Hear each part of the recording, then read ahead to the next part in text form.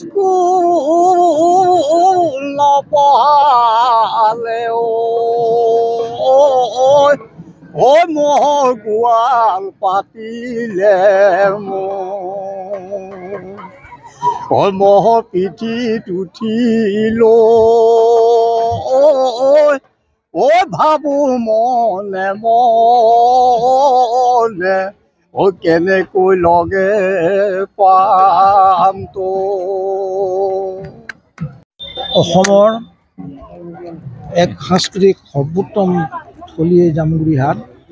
1974 চনত ভূপেন হাজৰিকা দুবাৰকৈ বৰশিপাৰলৈ আহি কৈছিল যে বিহু চাব যদি লাগে জামুগুৰিলৈকে যোৱা। তেখেতে এই বাক্য গোটেই অসমত প্ৰচাৰ কৰিছিল আৰু তাৰ ফলস্বৰূপে শোণিত কুমাৰ গজেন্দ্ৰৰ তেখেতৰ লগত আছিলে।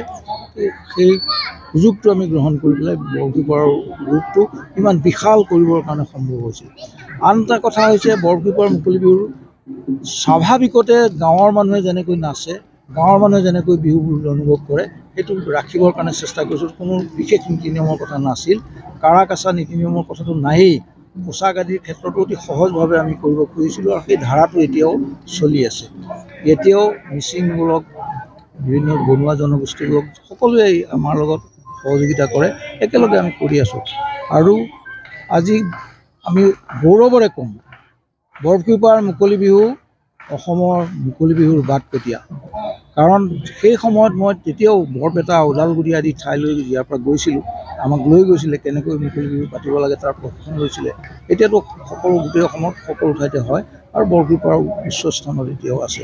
আমি আশা কৰোঁ নতুন প্ৰজন্মক উপযুক্তভাৱে শিক্ষা দিবৰ কাৰণে ভৰলীপুৰীয়া বিহু দলৰ সৈতে একেলগে আমি বৰশিপাৰ মুকলি বিহু কমিটিৰ উদ্যোগত এটা প্ৰশিক্ষণ কেন্দ্ৰ আমি চলাইছোঁ। 10 দিন ধৰি চলিব। সোমনাথ ওজাৰ দৰে প্ৰখ্যাত ওজাই এই নেতৃত্ব লৈছে। আমি গৌৰৱৰে আশা কৰোঁ এই আটাইতকৈ অপূৰ্ব ৰূপত এই কৰ্মশালাৰ পৰা মানুহ ওলাব।